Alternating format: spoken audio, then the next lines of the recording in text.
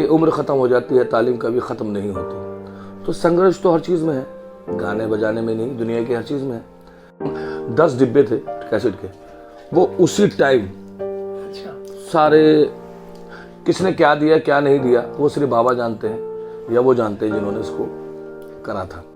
मैं उस मालिक का शुक्रिया अदा करता हूँ जिसने मुझे उस घर में पैदा किया।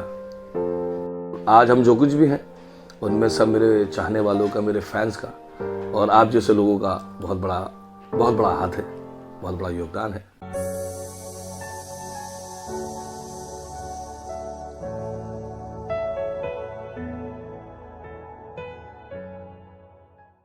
ये एक ऐसे शख्स हैं जिन्होंने अपनी मेहनत से लोगों की जिंदगियों में परिवर्तन ला दिया है साहब। लोगों के दिल में अपनी इस कदर जगह बना ली है कि दिल्ली से और कहीं से भी अगर कोई भी गाड़ी शिरणी जाती है तो उसमें पहला भजन और आखिरी भजन जो बजता है वो बजता है हमसर हयात निज़ामी साहब का। जी हाँ, हमने उनका इंटरव्यू लिया है और इस इंटरव्यू में हमने उनसे ऐसे क्वेश्चंस पूछे हैं जो आपको इतना मोटिवेट करने वाले हैं उनके संघर्ष के बारे में, उनके जीवन के बारे में और थोड़ा बहुत पर्सनल लाइफ के बारे में। ये पार्ट 1 है। अगर आपने इसको बहुत पसंद किया तो हम पार्ट 2 ज़रूर अपलोड करेंगे। तो चलिए फिर करते हैं शुरू। मेरा पहला क्वेश्चन ये है कि एक साधारण सा इंसान हमसर हयात निज़ामी कैसे बन गया? आपने बड़ा पेचीदा सवाल पूछा है और बहुत अच्छा सवाल भी है कि साधारण इंसान हमसर हयात निज़ामी कैसे बन गया। हमसर हयात निज़ामी जो है वो तो साधारण इंसान है।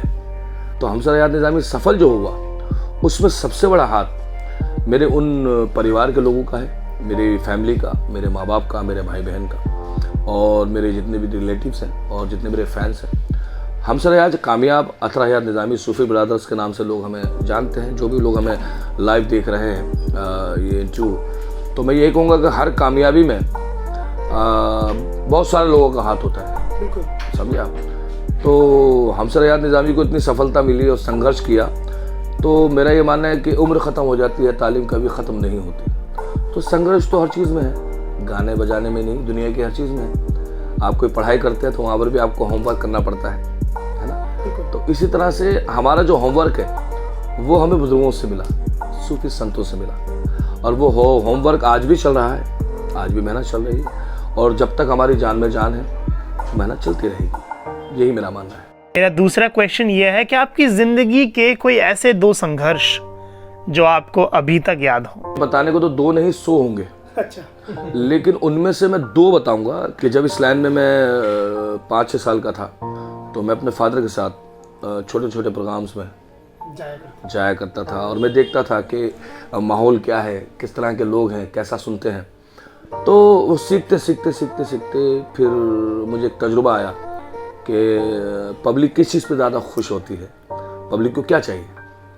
और फिर उसके बाद कुछ हालात ऐसे हुए कि मेरे फादर थोड़े एजिट हो गए, फिर बीमार हो गए और मैं आउट ऑफ इंडिया भी गया, अमेरिका गया, ईरान गया, दुबई गया, कनाडा गया, पेरिस गया, सब जगह गया और काफ़ी शोज़ किए। उस ज़माने में सोशल मीडिया नहीं था, उस ज़माने में एक दूरदर्शन था। तो फिर हमारी उम्र बढ़ती गई, थोड़ा लड़कपन में आए और फिर हम गाने बजाना हमारे ब्लड में तो है ही, लेकिन ब्लड में होने से कुछ नहीं होता, मेहनत भी होनी चाहिए। खैर मुख्तसर बात है कि मैंने साईं बाबा से एक मोहब्बत, साईं बाबा से मुझे इश्क हो गया और मेरी ये शिद्दत हो गई कि जिस दिन मेरा साईं का प्रोग्राम नहीं होता था उस दिन मैं ना ये कोशिश करता था कि यार कहीं प्रोग्राम हो रहा है तो चलो जाके सुने। ये शिद्दत होती थी, इतनी मोहब्बत हो गई। ये गाना नहीं कि मुझे गाना है, सिर्फ सुनने में ही मुझे सुकून मिलता था। तो साईं बाबा का इतना बड़ा करम रहा, इतना बड़ा आशीर्वाद रहा, इतनी बड़ी उनकी रहमत रही कि वो जो एल्बम मैंने किया, तो वो एल्बम जब मैं लोधी रोड मंदिर पे उसको लेके गया तो जिन्होंने की थी वो कह रहे हम इसको फ्री ऑफ। मैंने कहा ठीक है जी, लेकिन उन्होंने कहा कि अगर कोई अपने मन से कुछ भी देता है तो वो हम सब बाबा के दरबार में पेश करेंगे। ठीक है जी। अब इतना नाम हो गया था, मतलब 2-3 साल में अच्छा खासा नाम बाबा ने कर दिया था। तो जब मैं लोधी रोड पहुंचा और ये कैसेट के डिब्बे लेके, उस ज़माने कैसेट के डिब्बे लेके जब मैं वहाँ खड़ा हुआ तो जो लोग मुझे जानते थे वो आए, अरे हमसर जी, निज़ामी साहब, नमस्कार साईं राम। तो मैंने कहा जी मेरी कैसेट आई है। क्या अरे कहाँ है दिखाई? वो कैसेट मैंने जब उनको दी तो ये आलम हो गया था कि मेरे कम से कम 10 डिब्बे थे कैसेट के, वो उसी टाइम सारे, किसने क्या दिया क्या नहीं दिया वो सिर्फ बाबा जानते हैं या वो जानते हैं जिन्होंने इसको करा था। तो सारा पैसा उन्होंने लेके, जो गरीब बच्चे थे जो बेचारे वहाँ पर थे, उन्होंने वो सब उसमें डोनेट कर दिया और हमने उसमें से एक पैसा भी नहीं लिया। तो ये कहानी रही। और आज हम जो कुछ भी हैं उनमें सब मेरे चाहने वालों का, मेरे फैंस का और आप जैसे लोगों का बहुत बड़ा हाथ है, बहुत बड़ा योगदान है। मेरा तीसरा क्वेश्चन ये है कि पिताजी का आपकी ज़िंदगी में क्या योगदान रहा आपको एक सफल सिंगर बनाने में? पिताजी से बहुत कुछ सीखने को मिला। अगर मैं एक बात कहूँ, मैंने एक चीज़ सीखी कि ज़िंदगी में अगर कामयाब होना है तो अपने बलबूते पे हो। मेरे फादर का नाम बहुत कव्वाली की दुनिया में क्लासिकल आर्टिस्ट थे, उस्ताद हयात निज़ामी साहब, जो उन्होंने काफ़ी, उनका एक कलाम जो आजकल लोग बहुत गा रहे हैं वो उस ज़माने में गाया था उन्होंने। मेरे फादर ने मुझे बहुत सारी चीज़ें ऐसी सिखाई कि बेटा कोशिश करना कि जितना सच्चा, जितना ईमानदारी से गा सको, वो चाहे भजन हो, कव्वाली हो, गीत हो, गज़ल हो, भले ही लोगों को समझ में देर में आए लेकिन उनके समझ में आए। अगर लफ्ज़ों की भी अदायगी है तो वो समझ जाएं कि ये बात कहाँ तक लोगों के दिमाग में, दिल पे, रूह पे असर कर रही है। तो यही मेरा फादर की तालीम रही और मेरे फादर ने बहुत कुछ मुझे सिखाया, इसमें कि गाना सिखाया, बोलो का अंदाज सिखाया, शायरी का लव लहजा सिखाया, रदीफ काफिया सिखाया। तो बहुत सारी चीज़ें सीखने को मिली। क्या आप शुक्रगुजार हैं अपने पिताजी के आज? शुक्रगुजार बहुत छोटा लफ्ज़ है। अच्छा। बहुत छोटा लफ्ज़ है, क्योंकि हम माँ बाप की दुआओं के शुक्रगुजार क्या होंगे? हम उनके दूध के खतरे, माँ के दूध के खतरे का एक इतने से हिस्से का भी फ़र्ज अदा नहीं कर सकते। और बाप की वो उंगली का जो पकड़ के उन्होंने हमें चलने सिखाया।